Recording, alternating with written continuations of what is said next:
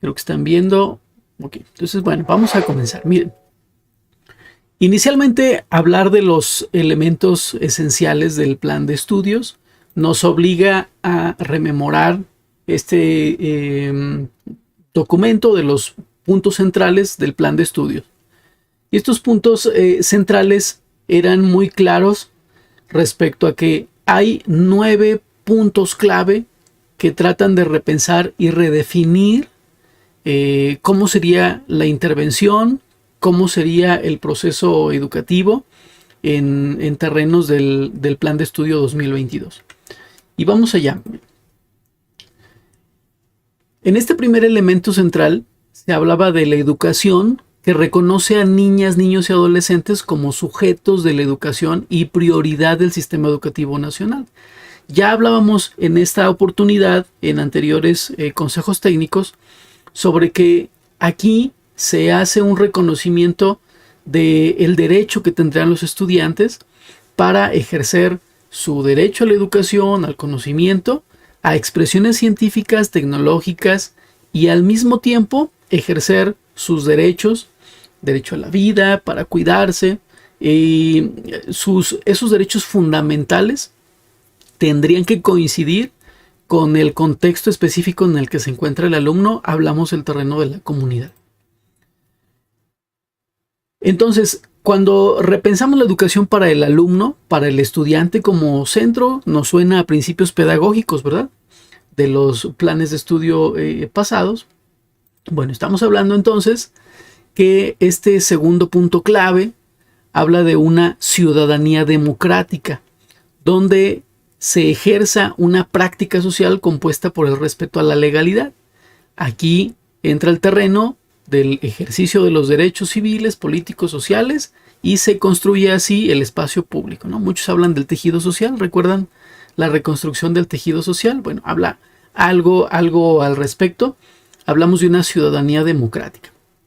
Es importante considerar porque, bueno, hablamos del terreno de los estudiantes como centro y como esas personas que intentamos que entren en el terreno de la legalidad. Tercer punto central de este plan de estudios: reconocer el papel de las familias en la educación.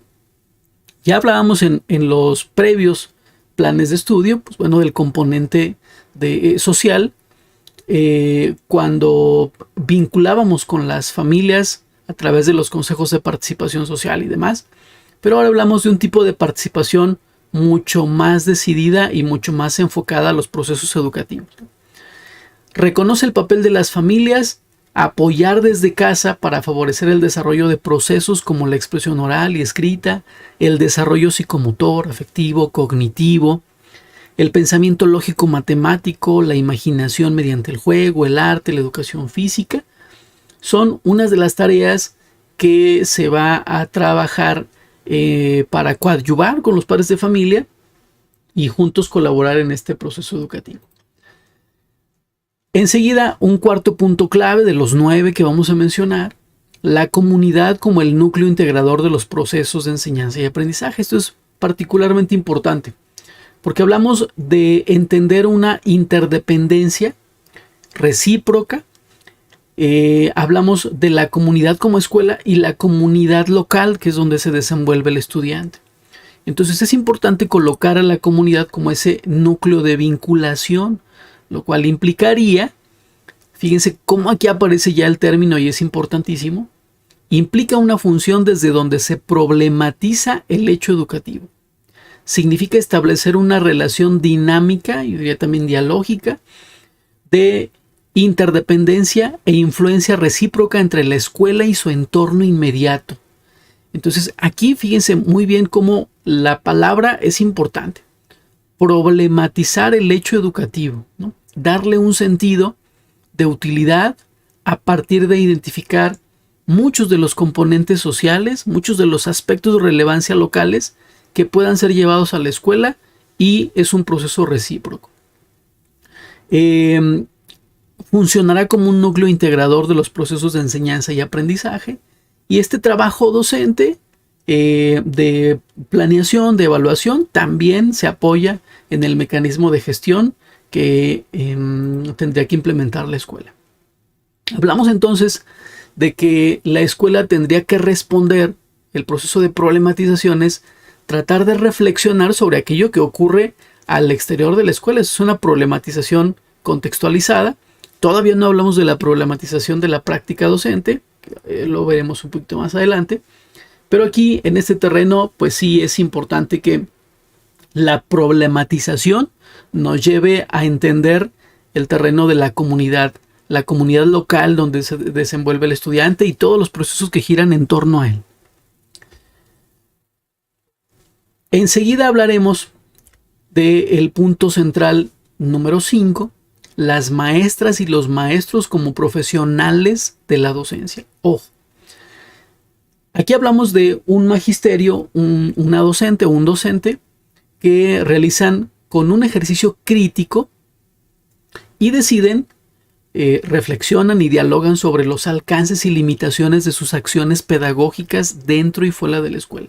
Sus alcances y limitaciones. Ojo, aquello que yo tengo como fortaleza y como área de oportunidad y cómo eso influye en los estudiantes. La autonomía profesional del magisterio representa la libertad que tendrán los maestras y los maestros para ejercer y reinventar la docencia, intercambiar experiencias, problematizando la realidad. Ojo, problematizar. Problematizando la realidad, ok, poniendo frente a sí aquello que ocurre en la realidad del estudiante, ¿no? Problematizar, ahorita un poquito más adelante con la presentación específicamente para ello, quizá nos quede más claro el punto. Pero bueno, aquí va quedando claro cómo se rescata que los profesionales de la educación, que somos todos nosotros, tendríamos que reflexionar muy críticamente sobre la profesión. Reconocer la autonomía profesional del magisterio para contextualizar los contenidos de acuerdo a la realidad social, territorial, cultural y educativa. Es importante cómo hace mucha referencia al magisterio como aquel agente que va a tener que interactuar con su realidad social, territorial, cultural, educativa y entre el plan de estudios y el contexto. Hablamos entonces de estos profesionales de la educación que mensajes previos en el aprendizaje informal y convertir todo ello ahora lo maneja el plan de estudio 2022 en una experiencia formativa. Eso que resulte para el estudiante de manera significativa. Dice que para el profesor será efectivo este proceso de organizar esa interacción a partir de su rol didáctico cuando esta interacción entre el contenido y el proyecto personal que tengan los estudiantes tenga sentido para ellos. Entonces es importante que el docente logre hacer esta conexión de aprendizaje formativo, ¿no? Aquí tenemos pues algunos ejemplos. Como los estudiantes pues, van a tener una tarea importante en este terreno. Bien. Número 7 o punto número 7. Aquí hablamos de esta importancia de trabajar los campos formativos. Trabajar un currículo con campos formativos, dice, implica el desplazamiento de una educación basada en asignaturas, importantísimo esto, que propicia una fragmentación de la enseñanza y se migraría hacia un modelo que contemple la interacción del conocimiento de diversas disciplinas de forma integrada. Y aquí entra un bombardeo incesante de esta información y ya el mensaje de la educación preescolar, primaria y secundaria, que también ya tuvimos bastante información sobre esto y parece que la mayoría ya tenemos con claridad.